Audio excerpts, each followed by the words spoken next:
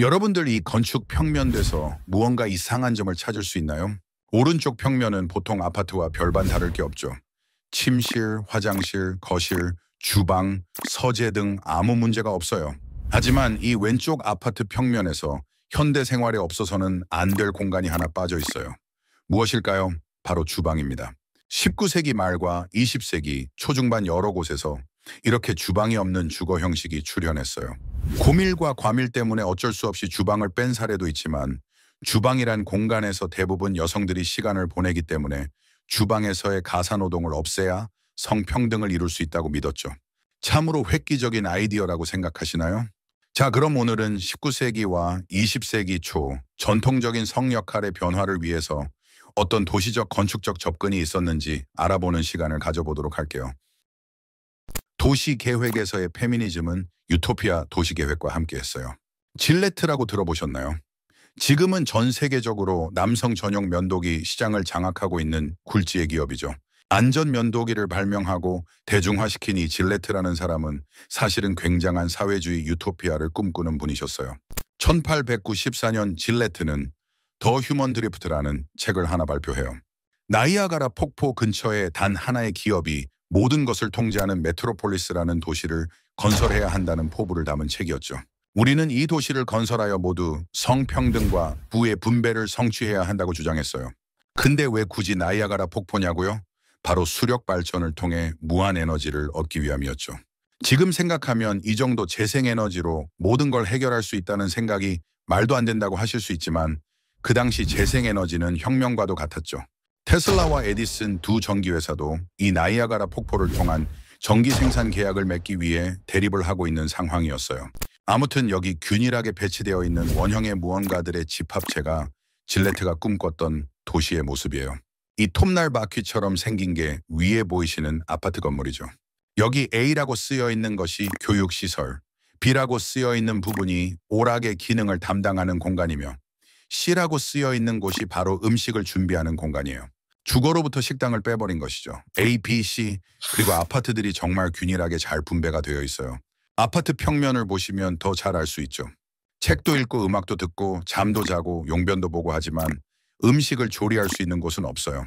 회사에서 힘들게 일했으니 집에서는 그냥 편히 쉬어라고 하는 복지 시스템이 참 부럽네요. 그리고 중앙에서 다 함께 음식을 먹으며 고된 하루의 피로를 푸는 것이죠. 가사 노동이 없는 삶이라 여러분은 마음에 드시나요? 모두 다 똑같은 공간에 살아야 할 텐데 저는 무척이나 지루할 것 같네요. 그래도 놀라워요. 개인주의와 자본주의의 땅인 미국에서도 강렬하게 사회주의를 열망했던 시절이 있었다는 것이 하지만 그 주체와 중심이 정부가 아닌 기업이었다는 것이죠. 그렇다면 기업인이면서 남성이 꿈꾸었던 이상 도시계획을 봤으니 이번엔 여성 도시계획가가 염원했던 페미니즘을 위한 도시를 한번 살펴볼게요. 여러분들이 지금 보시는 그림은 1900년대 초 페미니스트이며 사회주의자였던 오스틴이라는 사람이 제시한 라오델리오라는 협동도시 계획안이에요. 여기 방사형 모양의 중심부에 주민들을 위한 공동주방이 위치해 있어요. 이곳에서 조리된 음식들이 철로를 타고 각 가정에 배달이 되는 것이죠.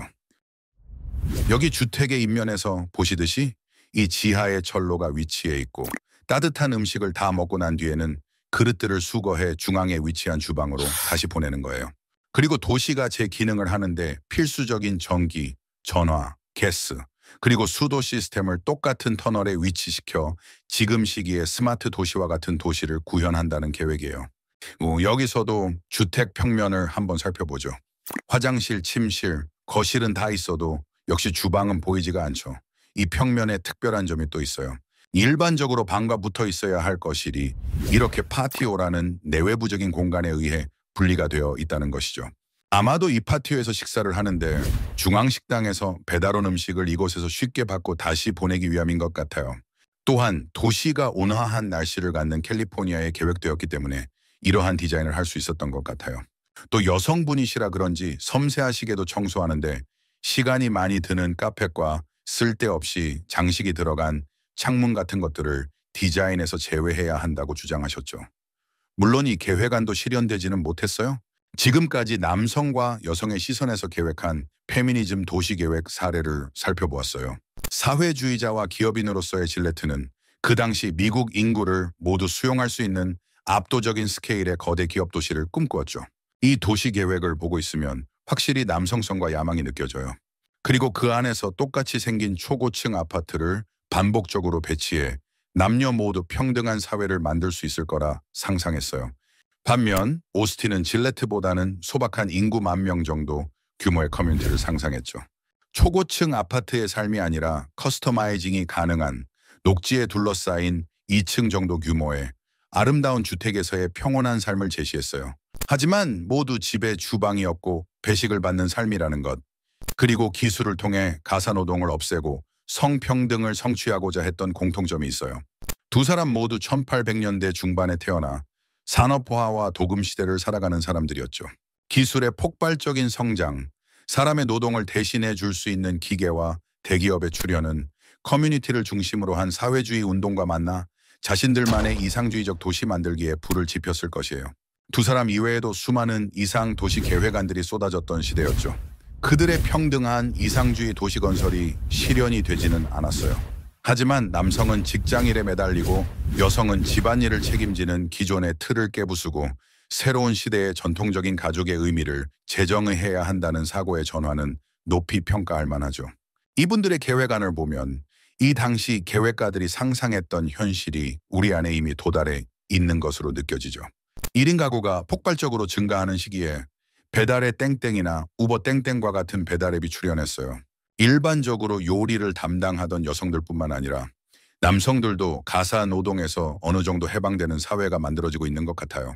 요즘 한국의 많은 아파트 단지들이 집 밖을 나가지 않고 쓰레기를 처리를 할 수 있는 시스템을 갖추고 있고 식사와 청소 서비스를 제공하기도 하죠.